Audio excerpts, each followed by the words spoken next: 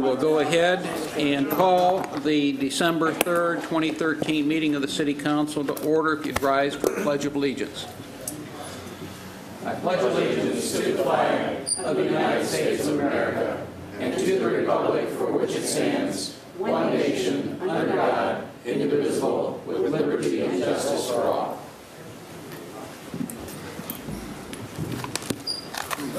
Will the clerk call the roll? Alderman Edwards. Here. Alderman Simpson. Here. Alderman Turner. Here. Alderman Lesko. Here. Alderman Canman. Here. Alderman Job. Here. Alderman McMiniman. Here. Alderman Tylen. Here. Alderman Dove. Here. Alderman Griffin. Here. Mayor Houston. Here. Before we move on to the agenda, I've got one proclamation that we would like to present.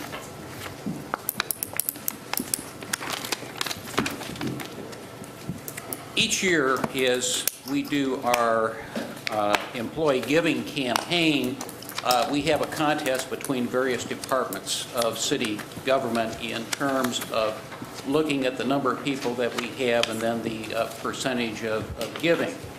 Again, this year, the Human Resources Department has won that contest.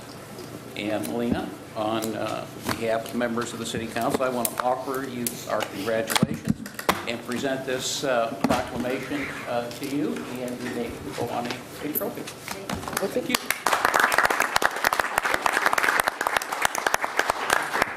I'll tell you, once you collect the cards, that's pretty convenient. What's it for? You know.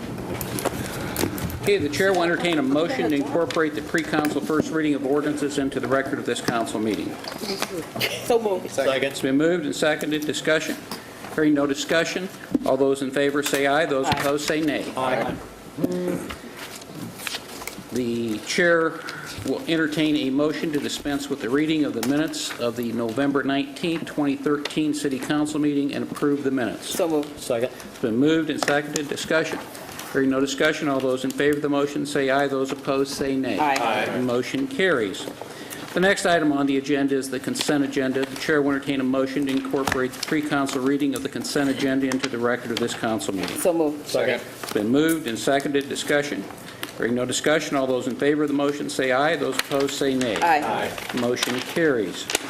The chair will entertain a motion to remove agenda number 2013-451 from the consent agenda and place it on the debate agenda. So moved. Second. It's been moved and seconded. Discussion. This is an annexation ordinance, and if you recall, at the committee of the whole, there was both a motion to put it on the consent agenda and one to put it on the debate agenda.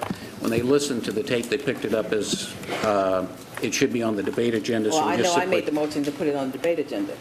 And so on the agenda, it shows it as being on the consent agenda. So we're just, with any annexation, it has to be on the debate agenda. So all those in favor of the motion say aye. Those opposed say nay. Aye. Motion carries. Mr. Mayor? Yes. Request to move ordinance 2013-445 from the consent agenda to the debate agenda. That has to do with the collective bargaining agreement with our firefighters, Local 37.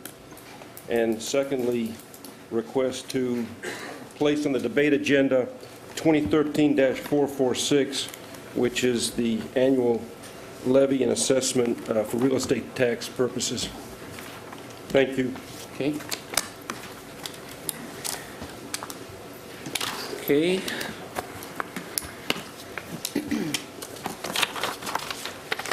All those in favor of the motion to place the consent agenda on final passage, vote yes. Those opposed, vote no. Voting is now open.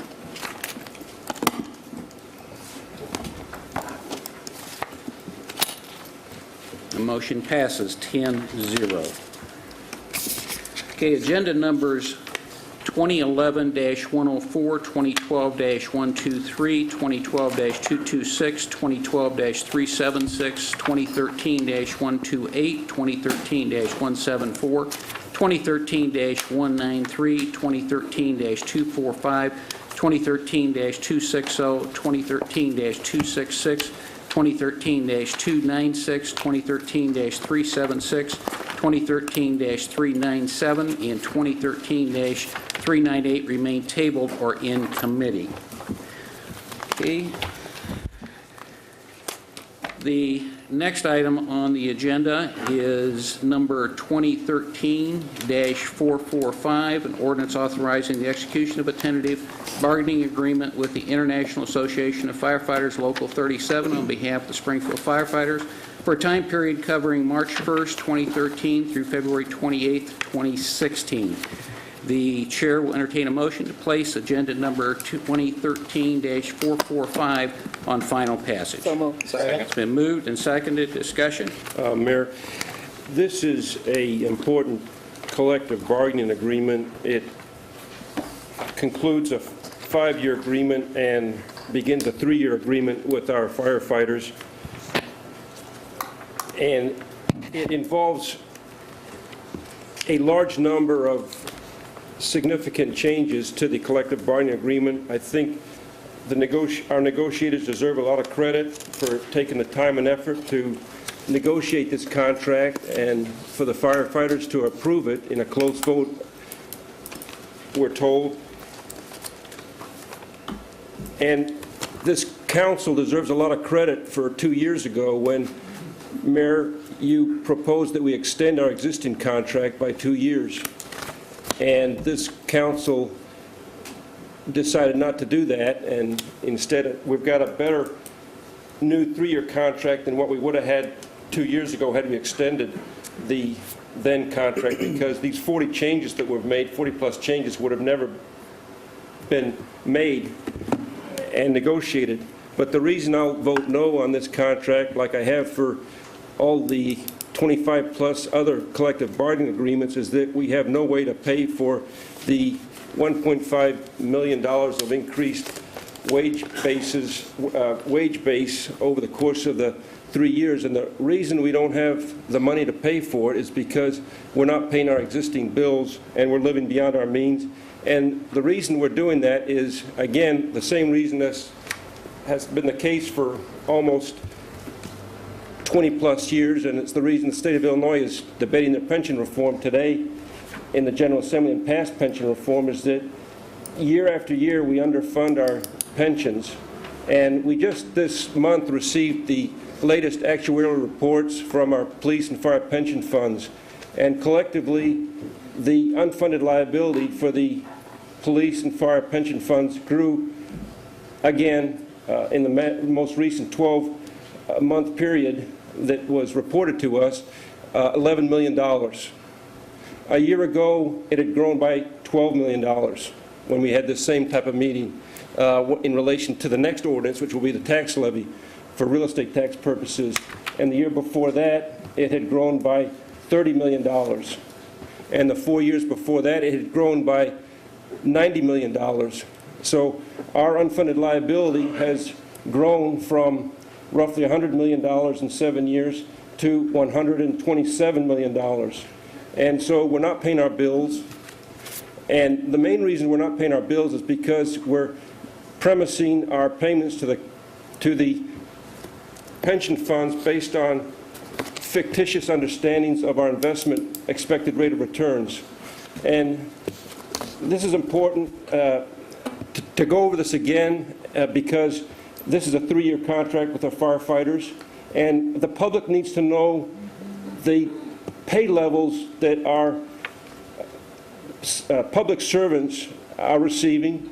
And so therefore, just to summarize, we've got 8 battalion chiefs, and under our collective bargaining agreement, battalion chiefs are treated as are union employees. They're not treated as management employees. They receive overtime. And this is a situation unlike just about most fire departments in our country. Battalion chiefs are typically considered management, but in Springfield, they're part of the unionized force.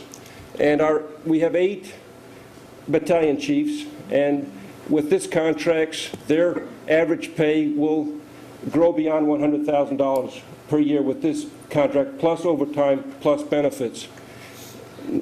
Now, we also, let's talk about the typical truck that goes out on a service call. It usually has a captain, a driver, and a firefighter. The captain under this contract will reach salary levels under this contract of $90,000 per year, plus overtime, plus benefits. The driver engineer will reach pay levels of $80,000, and the firefighter, the beyond probationary period firefighter, will be paid, will reach the pay level of $70,000 per year, plus overtime, plus benefits. So we have reached pay levels that are very, very generous. They are at pay levels beyond what's necessary to recruit the best and the brightest, and they have become extraordinarily expensive. And we are not paying the bills that are needed to be paid. And one of the reasons, again, that we're not paying these bills is because we're not paying our pensions fully. But one of the reasons we're not paying our pensions fully is because the pay levels have grown so high, and pensions are based on last and final pay. So that's the reason for the no vote. Ultimately, we need a mayor who will tackle this problem. It's been a can kicked down the road by each mayor for the last 5 mayors. Any individual that's running, that thinks they're going to run for mayor, better have a solution to this problem, because if I'm fortunate to sit in this chair during the next 4 years, I'll be more vocal than what I've been so far. And one alderman, the last time we had this conversation, said, well, you know, Joe, I believe in what you're saying, but I'm just not quite as vocal as you are. Hold on a second here. If you believe that we've got a fiscal mess in this city, just like the state has, we've got to learn how to push the no button. And it's without doubt that it's very difficult to negotiate with unions in the state of Illinois. And particularly so with our police and fire, because you run the risk of going into what's called binding arbitration. And therefore, you have to plan years in advance to be able to go into binding arbitration. And you have to have all your ducks lined up, and you have to make sure your internal comparables are set up strongly. And your external comparables, you got to make sure you can have a case, and we have a strong case when you look at our surrounding fire districts and compare our pay to locals.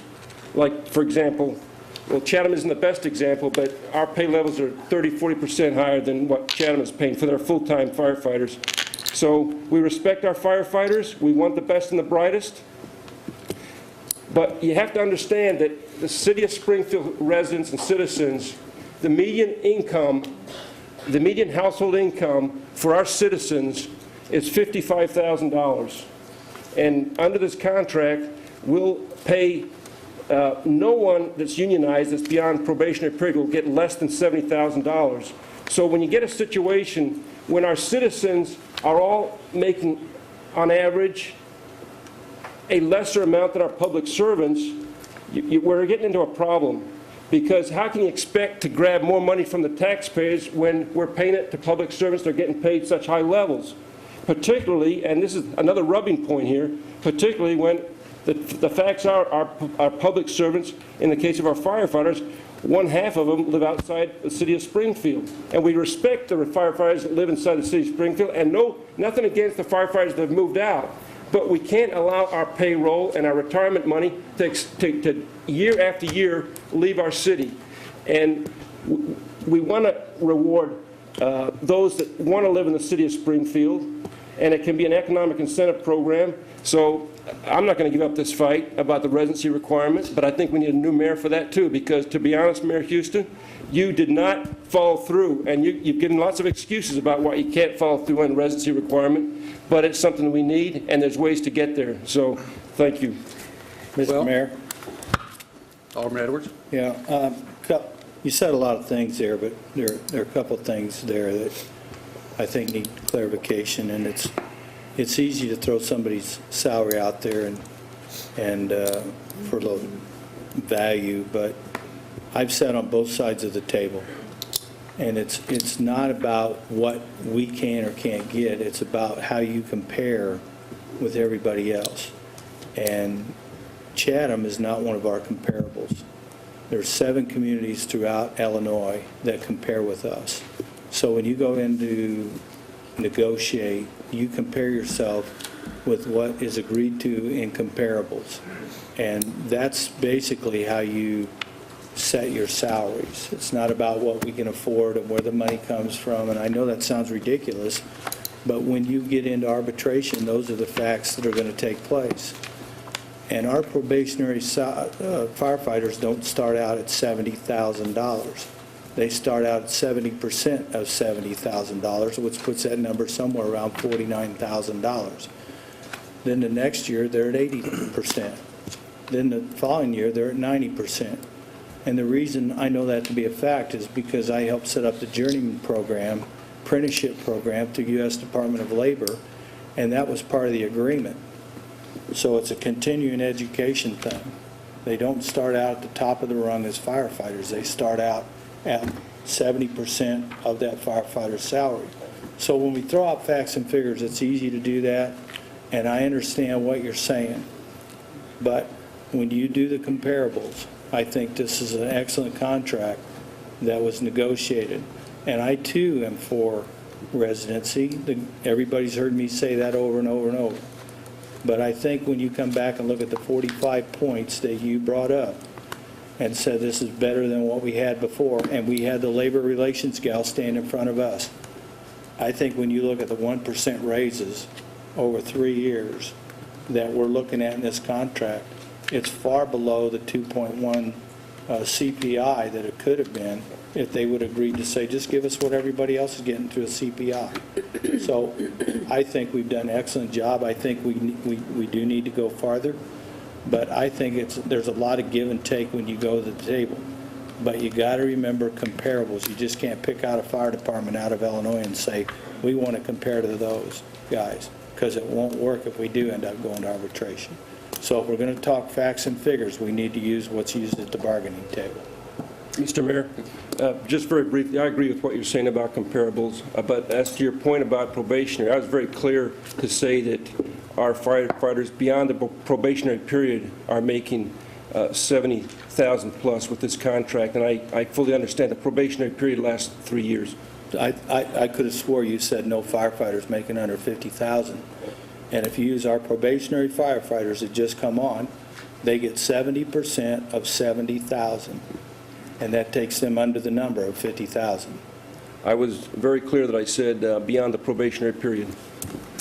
As you hit some of the points, and I'm not going to try to cover all those, but as Alderman McMenamin had mentioned, both police and fire are covered by what is referred to as binding interest arbitration, and that's by state statute. What that means is that if we cannot agree with them on issues, particularly salary issues, is binding interest arbitration is what we're talking about, is the salaries. What happens is that they cannot strike under state law. Therefore, they have the right to go to an arbitrator, and we each present our case. And then the arbitrator decides what the salaries are going to be under the contract. The contract that was negotiated is not a good contract. It is an excellent contract. The salary increases are 1% during the first year, 1% during the second year, 1.5% for the third year of the contract. When you add that up over the 3 years and you average that, that amounts to $379,000 of increase on a yearly basis. If we compare that to the previous contract, which was a 5-year contract at 4% increases per year, the average over that 5-year period was $1.5 million a year. So when we compared it $379,000 to the $1.5 million, it certainly is a major difference. And that is, in fact, reflected in the overall contract. And you really have to look at that as an overall contract, because there are a number of changes in there that will help us to manage the fire department and also to reduce our cost in terms of operating the fire department. I would agree with Alderman Edwards that the negotiating team did an excellent job in terms of negotiating this contract. This is a good contract for the City of Springfield. It is also a good contract for the members of the firefighters union. And if there's no further discussion, all those in I favor? do have to do further discussion, Mayor. I'd like to point out that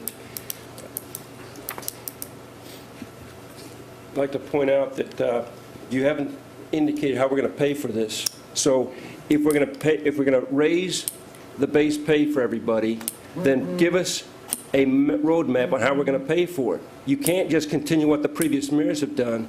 We're not fully paying our bills. So, yeah, it might be a good contract from the point of view of previous contracts, but they're not getting paid for because we're not paying our pension bills.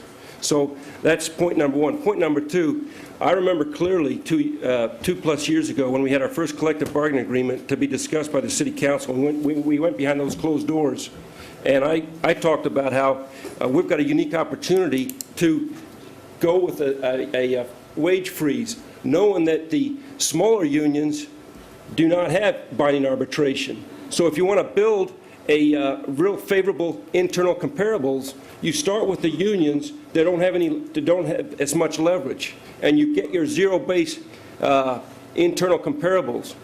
And that's how you prepare for 2 years later when you've got your 5-year police contract being renewed like it was last year, a year ago, and your fire contract has been renewed now. And as far as the fire contract, we kind of blew that one too, Mayor, because you kept it a secret from this council that the Department of Insurance had issued a very favorable audit that would really affect the negotiating for that contract and this contract. And so we did not negotiate as tough as we could have with the police contract because this council didn't know that the Department of Insurance had basically said that that short-term pay spike that we're using to issue inflated pensions was against their own regulations and contrary to the regulations of the Department of Insurance that regulates local pension funds. So all of this has to, be on our minds as we think about these things. Thank you, Mayor. Well, when you're speaking, you ought to speak with facts. And number one, I would point out that the year before the City Council took office for the fiscal year, the average daily balance in the corporate fund, which pays for these salaries, had an average daily balance of just a little over a negative $3.5 million a day. When we finished the fiscal year last year, that average daily balance was just a little over $2.8 million a day. We can afford this contract. Well, that's fine, Mayor, if you forget about the $50 million of increased unfunded liability. That's grown by $50 million. So you're saying on the corporate side, we're about $7 million better, but you're not saying that on the long-term financing of the city, we've gone in the hole by another $50 million during your watch, during the 3 actuarial reports that we've received from police and fire during the last 3 years. $50 million, Mayor. So I think the balance is deeper debt. Well, you can bring your suggestions as to how to, And I have, Mayor. to pay for that. And we've met in private and talked about it in public. And the next ordinance sets the property tax levy. And if you really are concerned about this, you wouldn't have sat here silent during the course of the discussion about the property tax levy, because that is what in fact pays for both the fire pension fund and the police pension fund. You're very silent during the course of those meetings. Well, if you want an answer, Mayor, I put the levy on the debate agenda precisely to talk about it. And If we could stay on point, corporate counsel, if you could remind us that we're wandering away from a motion. Further discussion. Motion and second, further discussion? Hearing no further discussion, all those in favor of the motion, vote yes. Those opposed, vote no. Voting is now open. Motion passes 9-1. The next item on the agenda is number 2013-446, an ordinance levying and assessing taxes for the corporate expenditures of the City of Springfield, Illinois, for fiscal year ending February 28, 2014, and to meet the annual actuarial requirement of the police and fire pension funds. Well, Mr. Mayor, to answer your... I'd take a motion to...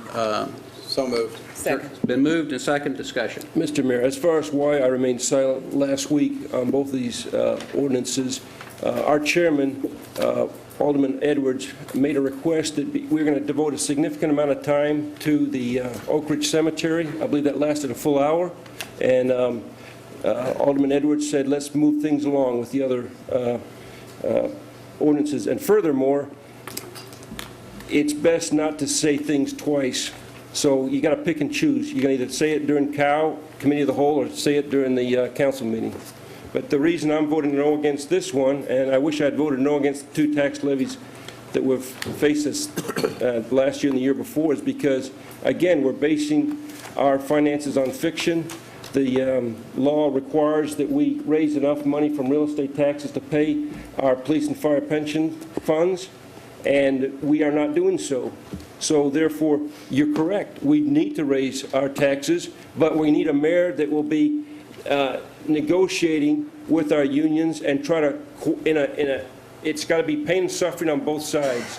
We can't just pain and suffer our taxpayers. It's got to be pain and suffering from our public servants. And until America can address both of those and actually do 3 things at once, take care of our infrastructure, and not just address one problem to the exclusion of other problems, I'll be voting no on this real estate tax levy because it underfunds our police and fire pension funds. And we're just digging deeper and deeper holes for ourselves, and it'll come back to haunt us just like it did the state of Illinois. Is it, Mayor, is it .963 something?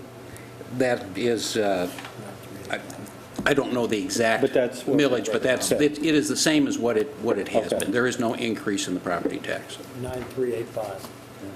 What is it? 9385. Okay. 9.3. Further discussion? Hearing no further discussion, all those in favor of the motion vote yes. Those opposed vote no. Voting is now open. Motion carries 9-1. The next item on the agenda is 451, the annexation. okay. Next item on the agenda is docket number 2013-451, an ordinance annexing certain described property located at 3211 Sangamon Avenue. Chair will entertain a motion to place agenda number 2013-451 on final passage. So moved. Second. Been moved and second. Discussion? Hearing no discussion, all those in favor of the motion vote yes. Those opposed vote no. Voting is now open. Motion passes 10-0. Chair will entertain a motion to recess the regular meeting of the City Council for the purpose of holding executive session pursuant to 5 ILCS 120/2 of the Open Meetings Act, Section C, 11, pending probable litigation. So moved. Second. It's been moved and seconded. Mr. Mayor, Discussion? if I may, before, Attorney Knoll? Mr. Mayor, I got a point of order, although I don't have any standing to make a motion or anything of that nature. We have an issue that came before us in the last 24, 48 hours, and it concerns the eligibility of an individual who's an alderman here to vote. And if I may, Please. specifically, Mr. Mayor, ladies and gentlemen of the council, Calvin Christian is the plaintiff in the case that we're going to deliberate in executive session. Mr. Christian is involved in a traffic case in Sangamon County, 12 TR 29876. He is presently represented in that case by Alderman Cannon. That by itself is an issue, but also, as the council is aware, this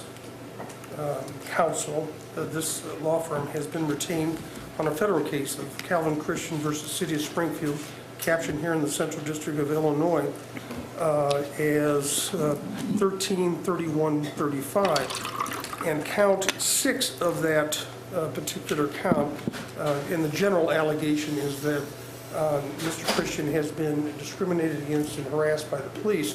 Count 6 of that particular litigation is the specific arrest that was made on October 22nd, 2012, and for which Mr. Christian is asking for relief. This council, me, the attorney, this attorney, is in a position that I had attempted earlier today to contact Mr. Canman. I had requested Corporation Counsel and Code Counsel to be present, asked him to be here before this meeting. This is not a pleasant thing for this attorney to do. I'm not looking to embarrass anybody. I'm looking to lay the cards out on the table. But there's an issue here about a clear conflict of interest, regardless of which way the alderman may vote on this particular point. If he votes one way, he's going against a individual's retaining him in an ongoing lawsuit. If he votes another way, he has fiduciary duties to the city of Springfield and as an attorney. So I present that to the council before we go into executive session. I'm sorry to have to do it under these circumstances. Are there any questions of me? If I may. I have copies of the address- materials that I've just referenced. Alderman Cameron? Well, first of all, this is a minor traffic case that way predates any of these lawsuits that were filed by Calvin Christian against the city of Springfield. You and I spoke about this prior to the council meeting. I told you that I would withdraw from the traffic case. Had you brought this up earlier, I would have already filed that motion. I could have filed it earlier today. I have checked this out ethically as far as a lawyer who's on the city council representing people or a county board member. I checked it out when I was a county board member, representing people in traffic cases where the city of Springfield is the arresting or the one that issued the ticket, or Sangamon County Sheriff is the one that issued the ticket. There is no conflict between being an alderman and representing somebody in a traffic case where the city police is the ones that issued the ticket. So Do you understand? will Do you understand, may I approach? Yes, please. You understand that count 6 of the federal case, if I may, we have extra copies of this. Well, I will resolve this. First of all, if you would have It's not my mentioned to job, me, it's not my job to resolve conflicts that are obvious and it's your job, though, to... Mr. Mayor, if I may. If you see a conflict, to let me know about that. I was never given a copy of this complaint, which alleges what you just presented me right now. And obviously, had I been informed of this earlier, I would have withdrawn earlier. My motion to withdraw will be on file tomorrow with the circuit court. That doesn't solve the conflict. The conflict is already in place. If I may, Can we listen to our corporation counsel? That does not remove the conflict under the rules. Once you start representing somebody and then you withdraw, you still have the conflict. He still has the conflict. Mr. Edwards. okay, Alderman Edwards. Mr. Mayor, if I may, ask the council members to remove their motion, because this throws a whole new light on something. And I think with being on emergency passage, that throws a wrinkle in here that really isn't necessary. And I think we need to take this off emergency passage and put it into the regular committee so that we can have a vote on this in 2 weeks. Because I think, talk to the mayor. I'll make the motion if that's what we need to do, but I think we need to take it off. Executive session. That's the only thing there's a motion for at this time. I thought there was a No, it's motion. just Motion for regular executive session. And I think the issue as to whether or not he's going to admit that he has a conflict of interest and withdraw from any Well- further discussion in this, and Calvin Christian matters needs to be stated now, so we know how to go forward. Well, I just kind of gave you a good tip how to go forward, but if you don't want to take it, that's up to Decide right you. now whether he believes it's a conflict or not. Well, Well, as far as whether there's a conflict, this is something that, for me to take part or to vote on this, that's something that would need to be researched, and I can't come up with if there is in fact if the law says there's a conflict and that I cannot vote on on the settlement, on the ordinance for the proposed settlement, then I won't vote on it. I'll do whatever the law requires me So to do. you don't believe that you think you don't not have a conflict of interest in this case when you're representing Calvin Christian in a matter with litigation that he has with our city? The matter is a traffic case that... That involved but wait, litigation with the Actually, city? we've gotten off track. I'm not gonna- This is I a won't- vote I for will not, executive session. This has got It's a nothing to do vote with- as to whether or not he can participate in Yeah. executive session. But You just- Go ahead. Alderman Turner? this is very disturbing to me for a number of reasons. It's disturbing from Mr. Knoll's standpoint, it's disturbing from Corporation Council's standpoint, because obviously Alderman Cameron just said that this is something that he entered into long before this came up. So obviously, Mr. Knoll knew about it before tonight, and this is something that should have been discussed with Corporation Council. No, it was and not with- brought to our attention until yesterday. We did not know this. Well, And why I did would you think tell that me Mr. yesterday? Cannon would, we just Well, found out but about it if late you- yesterday. Well, if you found out about it late yesterday, it's still something that should have been And we tried to talk to him brought prior up to it. before. And, you know, and it just seems to me this whole gotcha thing is very disturbing, is very childish, and it's inappropriate. I just want you to know we Let me- tried to avoid that. You know what? Let me tell you what happened. Hold I on, got- Sam. No. Let's just avoid all this. I really don't believe you're going to have the votes for emergency passage. So I see no reason to go into executive session. We can do it at committee of the whole, and this leaves time for things to get sorted out tonight. So, or in the next couple days. I mean, I want you to know that it's my legal opinion that there is a conflict of interest. well, You don't- John, I hear you, but what I'm saying is just kind of my own wit here. There's not enough votes to pass this on emergency passage. I'm not talking about I'm voting just on anything. saying I'm that- asking about, I want to make sure that the confidences of the city of Springfield are protected. I was just informed of this yesterday, and today to discuss with one of the plaintiff's attorneys, they had no idea that even Mr. Cannon Well, the was motion, representing as what you guys told me, was Is to go into executive executive session. session to discuss pending probable litigation. Right. Now, that's got nothing to do with executive session, does it? Yes, it does, because if he He's has a been in conflict, executive recused session when himself, then he we can't go into discussed it. executive Why didn't we session. discuss this in executive session then? We Since can it if had he's to- not present. If he recuses himself because of conflict, Well, I have heard, all of that could have been discussed in executive session again. I think the public has a right to know that. I think Alderman Conman should have informed the public and you all prior to this that he was representing Calvin Christian, that we didn't have to find this out. Well, We don't research, all of you, to find out if there's a lawsuit against the city as to whether any of you have conflict. We rely on you to come forward and point out that you have. Maybe I'm naive, but I believe in this country and our government, and that the public officials should be held to a high standard, and that I believe that if they feel that there is a conflict of interest, a hint of a conflict of interest, even a perception of one, that you would bring it forward and say, folks, I don't want to cause this city any more embarrassment. I don't want to cause them any more trouble. I'm representing Calvin Christian in a traffic case. Is that a problem? And I agree wholeheartedly with you. I agree with everything that you just said. I just don't like the way that Mr. Knoll handled it. He tried to talk to him privately. How long ago did you sign, when did that start? Representing Calvin and the other traffic? This traffic case, this has been When did- ongoing for probably We have a- over a year, probably long. I don't know, I'd have to check. How did it suddenly come up yesterday then? Mr. Griffin, we have a copy of that. Shows that No, he I just did mean his- it was odd that It the day showed- before the meeting, it came up Ken, yesterday. I just didn't know. He showed his appearance on September, I think, the 3rd of this year, way past it, after the lawsuit was filed. That's not true. My representation in I that don't know. traffic That's what case the- that's way what the court- predates. It was way before September of this year. My question is about yesterday. 2013. May I answer that? Yes. We represent the city of Springfield in the federal case.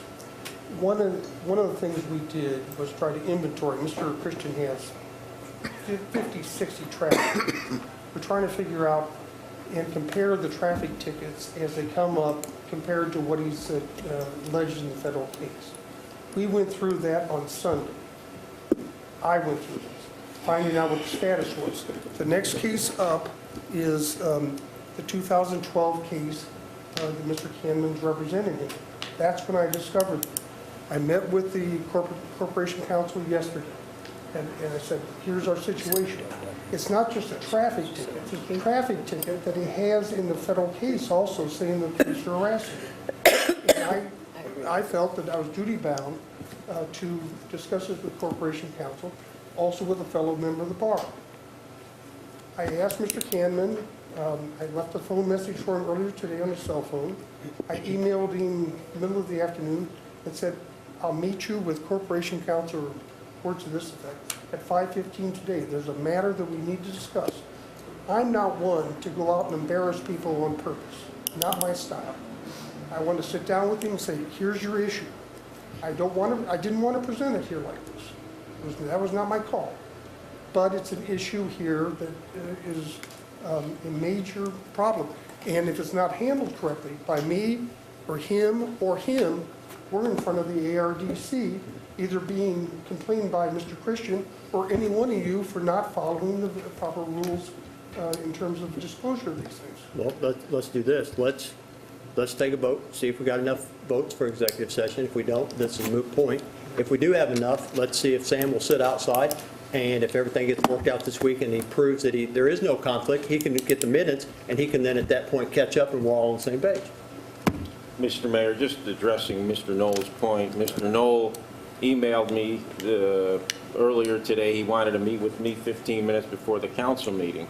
I emailed back. I presumed it was about, and in the email, he said I would be presented. I had earlier sent an email to Budget Director McCarty when I read in the State Journal Register on Sunday that the city was spending had already spent $35,000 on defense of the Calvin Christian case. So I emailed Budget Director McCarty if he would please itemize what the $35,000 that we had spent so far was. So McCarty sent me an email and said he was out of town on vacation. I should contact the Corporation Counsel's office, and they would give me the answer. So I forwarded that email on to Mr. Mielek, and and asked him for the information. So then I got an email from Mr. Knoll saying that he wants to meet with me 15 minutes beforehand, and he will at that time present me with the Knoll Law Office's billing to the city of Springfield. So I assumed that this was what he wanted to talk to me about. So I sent an email back, and I said, well, first of all, I forwarded him the email exchange between myself and Corporation Counsel Mielek, and I asked, is this what you want? I assume this is what you want to talk about. This is a matter, this is not a subject for a private meeting. The billing records are public records. You can just email them to me. So his secretary emailed me back and said, no, it's about a different matter involved. And so I sent an email back, what is it that you want to speak? I don't want to go into meetings and get blindsided. I don't know what they're about, especially where there are just a couple minutes before the council meeting. Why did this have to wait to 15 minutes before the council meeting? Why couldn't Mr. Knoll email me what it was about, or call me, or and discuss it with me over the phone? I could have had my motion to withdraw on file earlier today.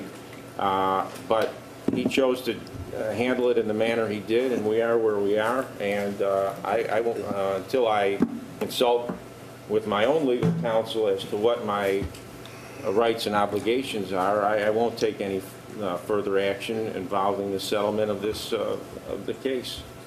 So you will voluntarily recuse for now, and if it's settled, and you'll get the minutes and... Let's take the vote and see if there's even enough Just see if there's enough votes. votes to go in executive session after all this. Okay, there's a motion and a second to go into executive session. All those in favor vote yes. Those opposed vote no.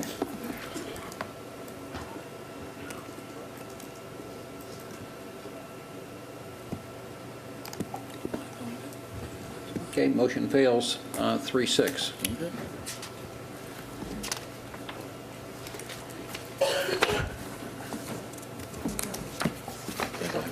Entertain a motion to have somebody put that emergency passage on regular first reading so Okay. that way, because it's not going to get... Could we have a motion then to put agenda number 2013-454, an ordinance authorizing execution of a settlement agreement and mutual release regarding the 7th Judicial Circuit Court case 2013-MR-341, Calvin Christian III versus the City of Springfield, and John Doe, 1 through 6, for first reading. So moved. It's moved and seconded to place this on first reading. Discussion? Hearing no discussion, all those in favor of the motion vote yes. Those opposed vote no. Voting is now open. Yes, this is to put the settlement agreement and the ordinance on first reading. Just if I may explain, Mayor, I'm voting present as I did the last time due to any potential conflict that may exist. Okay, motion passes 9 yes, 1 present. The next item on the agenda is docket number 2013-465, an ordinance authorizing execution of an intergovernmental agreement with Sangamon County, Illinois, and a professional services agreement with Hanson Professional Services Incorporated to provide funding for the creation and implementation of a minority participation plan for emergency passage. Chair will entertain a motion to place agenda number 2013-465 on final passage. So moved. Second. It's been moved and seconded. Discussion. This will just be a plan that the city and the county and Hanson is working on to encourage minority students to look at programs dealing with science, technology, engineering, and math. Hanson will also be hiring some interns and bringing students who are involved as engineers at the University of Illinois at Urbana over to work with these students. Alderman? This, I believe, is an excellent agreement, an excellent partnership between a public entity, two public entities, and private business. And I think it's something that's long overdue, and I'm glad that Hanson Engineers came up with a plan. It may have some flaws that people may be concerned with, but I think it's an excellent idea. It's such an excellent idea. It's going to be good for the city in terms of growing up engineers, because the issue all along, always, we don't have qualified minorities to be engineers. We don't have qualified minorities to do this. This is an opportunity to grow your own, so to speak, so that individuals will be taught as from middle school on. Hopefully they'll go away to college and decide they want to come back to Springfield to live and work in the city of Springfield. I would hope that all aldermen would sign on as sponsors of this legislation, because I think it sends a message that we're all interested in having minorities have and earn the potential as other groups. And again, I would just ask that all 10 of us sign on to this legislation.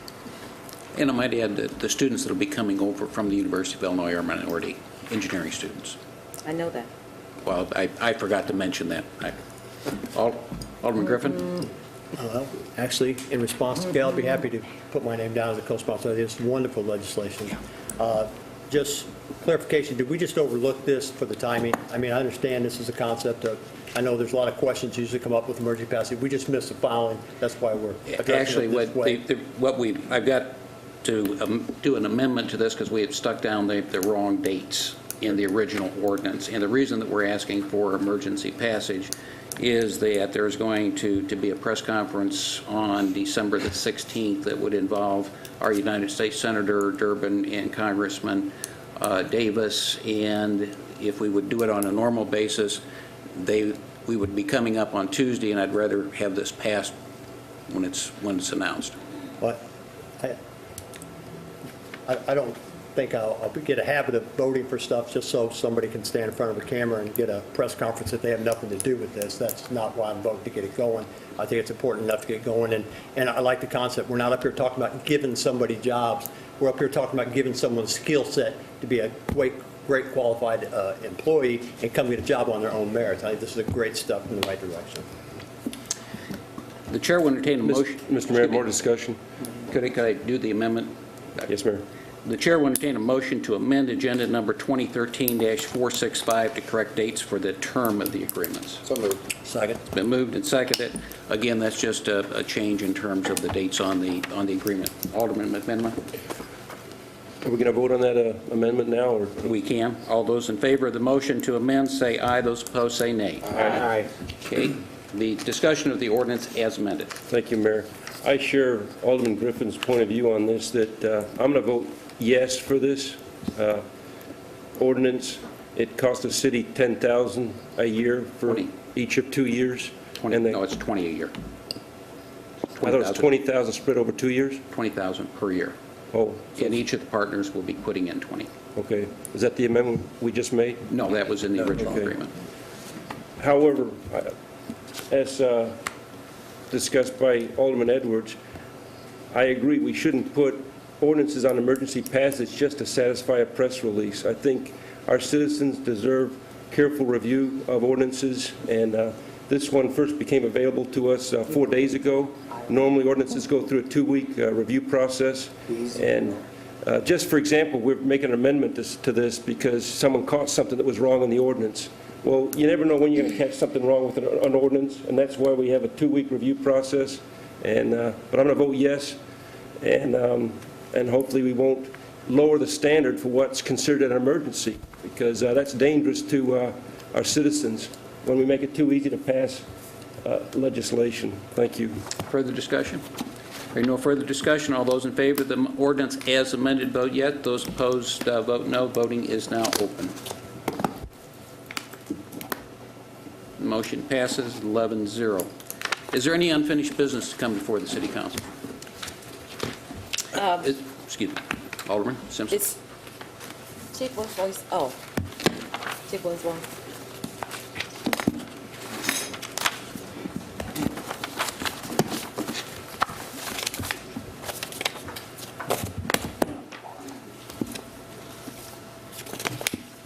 I was given some information. I just want you to verify. Citizens who are stopped by the police, are they able to video what's going on? Right now, the Supreme Court has looked at that, and they have basically upheld the eavesdrop law right now as being something they're reviewing, is the last I've heard. They refused to file a case in the Northern District over a civilian videotaping an officer in his duties. They refuse to uphold it? Okay. So, but you keep your officers informed in terms of legislation that's come through. So they are informed of anything that's new. Our legal department puts out legal notices when it comes out. It's in the Northern District. It doesn't affect us as of yet, but we have told our officers that people can, as far as we're concerned, we got nothing to hide. If they're videotaping us in public, I got no problems with that right now. I like that philosophy, because if Springfield City Police are doing what they're supposed to be doing, there shouldn't be any problem with them being videotaped. But I just wanted to make sure that I'm an advocate for training, Absolutely. keeping our officers trained and up on the latest of whatever. That Okay. case has been out there for several months, maybe a year now, and so I believe there's some other cases that are pending, and who knows what's going to happen with the eavesdrop law. Hopefully, we'll become a one-party state just like everybody else. Okay, thank you. Okay.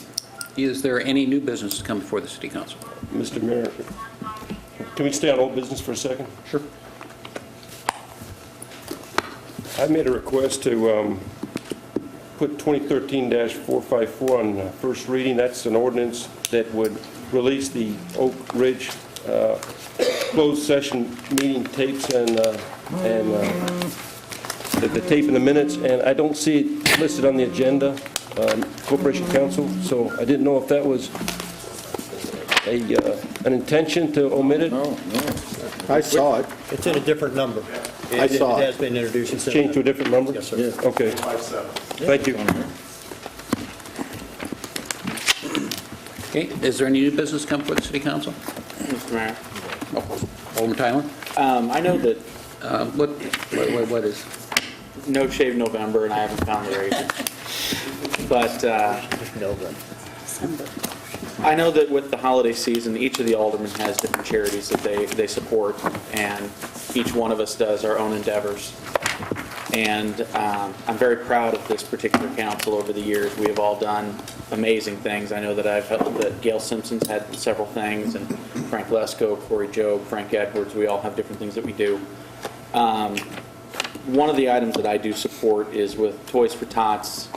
They have a couple of age ranges that they have trouble filling, and one is the 0 to 3.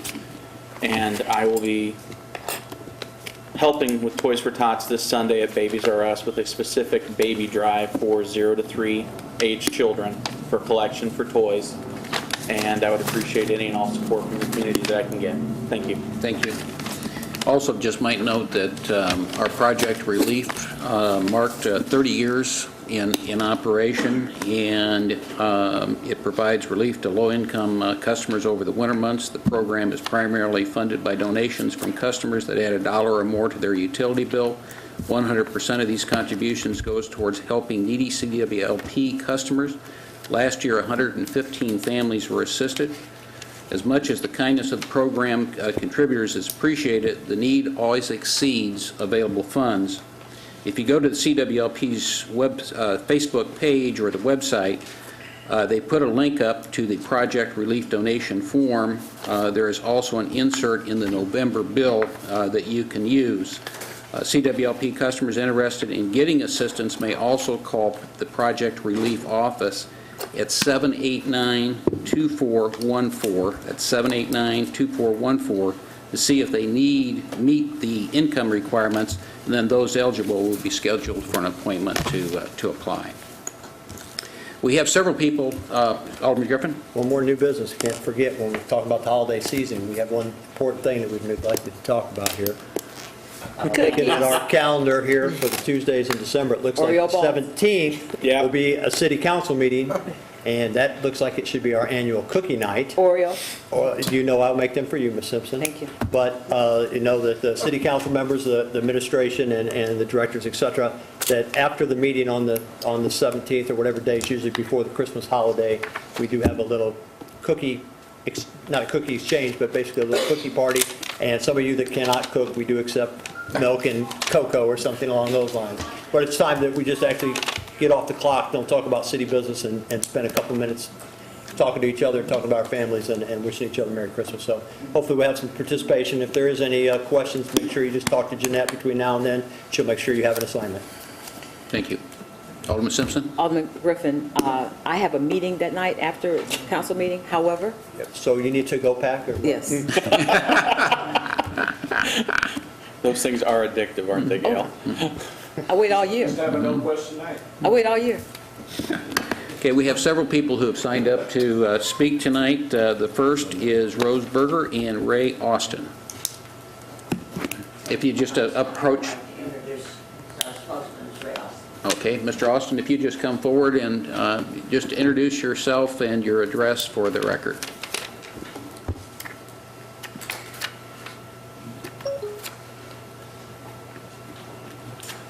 My name is Raymond Austin. I live at 3200 North Dirksen Parkway in Springfield. We're here pertaining to the boondocks, I'm sure all of you know, so Mr. Mayor and City Council, we are trying to get something done about the noise. We're not interested in closing the business down or that type of thing. We don't need any businesses closed in Springfield. But the noise is just horrendous. It goes on anywhere from 2 to 4 nights a week. It goes on till after 1 o'clock in the morning, and I live about a block or so from there. I have 97 signatures where there's 2 to 3 people in these properties. So you're talking 250 to 300 people this affects, including Dirksen Parkway and Twin Lakes. That's where all these signatures are from. And the noise is just unbearable from that distance of time. It starts out sometimes as early as 2 or 3 o'clock in the afternoon. And as I say, it really gets bad from 8 o'clock until 1 o'clock in the morning. I've lived in this community now myself for 7 years. Most of my colleagues have lived in it for 10 to 20 years. So we'd like to do something to get, and I don't know if they have a noise ordinance in Springfield. If we don't, we certainly should have, especially at a given time and a wee hours of the morning. Basically, the place is Boondocks. We have talked to Mr. Lesko. He has been out to Rose Berger's place. He's heard the noise himself. I have talked to the owner. Rose has talked to the owner. We've asked them to tone it down, and nothing seems to have gotten done. This has been going on now for a period of about 8 to 9 months, maybe a little longer. And before that, it was pretty quiet in our neighborhood. So that really is basically all I have to say. If we could just get something done about the noise. The police have been called, and the city council may know the number of times that the police has been called. The night I called them, they had 7 calls they had told me, and he's the one that suggested that I get a hold of our alderman, Mr. Lesko, which we've done, and get a petition, which we've also done. So that really is about all I have to say, and I'd appreciate anything that the city council can do. As if we have a noise ordinance, I'd like it enforced. Okay, Thank Mr. you. Austin, thank you. Okay, next we have Earl Reese.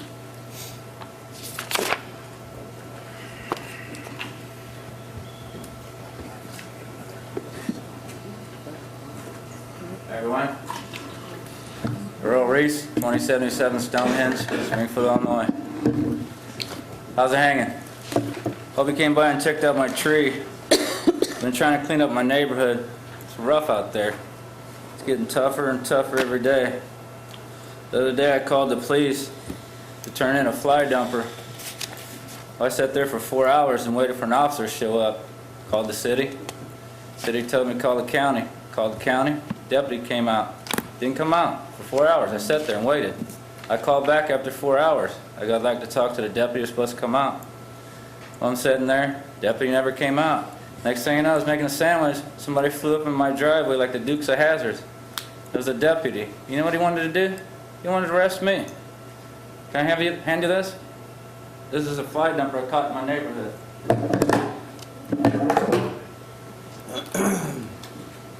Now, is this city or county It was property? The city. You got to call the city. No, You call the county. city or county property where it was done?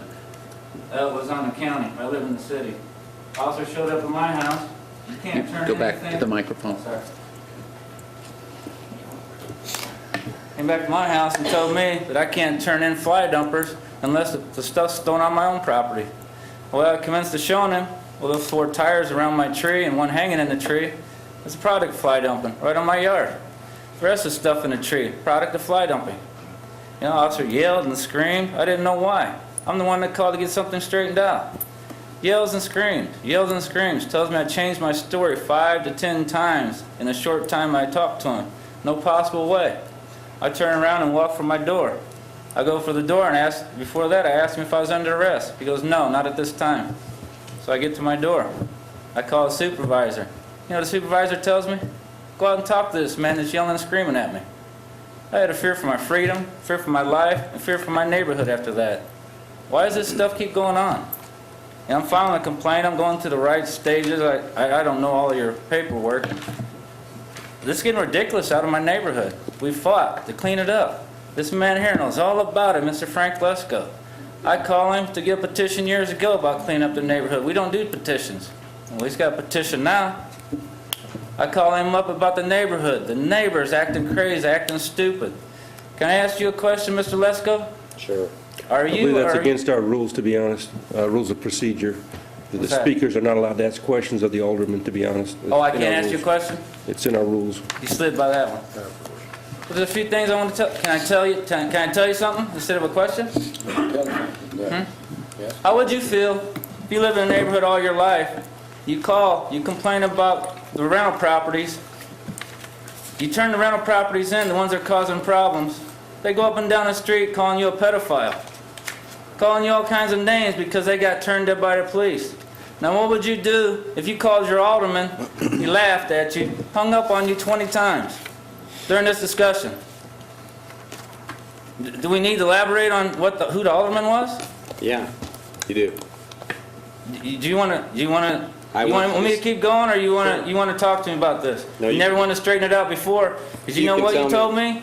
You told me I hate rental properties. I reached out to county board member Greg Stump for this help. Same problem, same thing, same time, same channel. You know what Greg Stump told me? That he talked to you and told me he wouldn't even talk to me because I was the one that you told that hates rental properties. You want to clear the air with this one? You want to clear the air with somebody that's trying their best to clean up a neighborhood and they almost get arrested for doing this? There's a lady across the street from me. She got a gun pulled on her dog for calling the police. She got told not to call the police no more.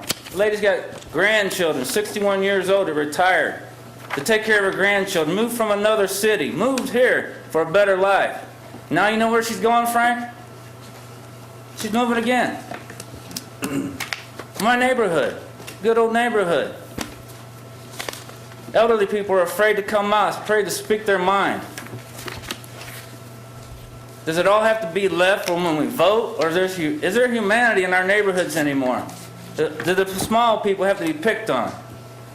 I wrote a song, I did something funny, but I ain't gonna be funny today. It hurts.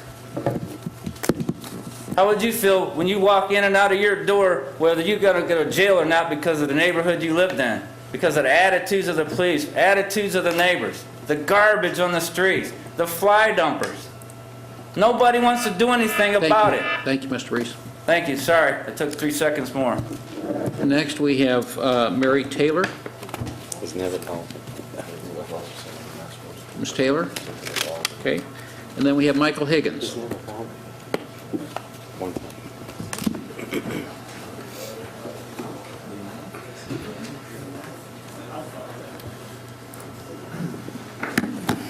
Michael Higgins, 1808 Dial Court. I just wanted to thank Mark Mahoney and Public Works for the job they're doing in lighting up downtown.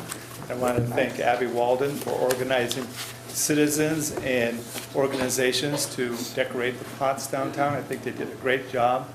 And I want to thank the citizens and some of the aldermen who turned out for the fundraiser to help fund that project. So thank you.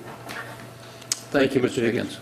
And I would indicate that Abby Walden, who works in our Public Works Department and also is doing the Springfield Green, has really done an excellent job in terms of decorating the downtown. I think it's the nicest that we've seen it in a very, very long period of time. And Director Mahoney, I hope that you would express our appreciation for the work that she's doing, not only with this project, but really the whole Springfield Green and dealing with the aesthetics of the community.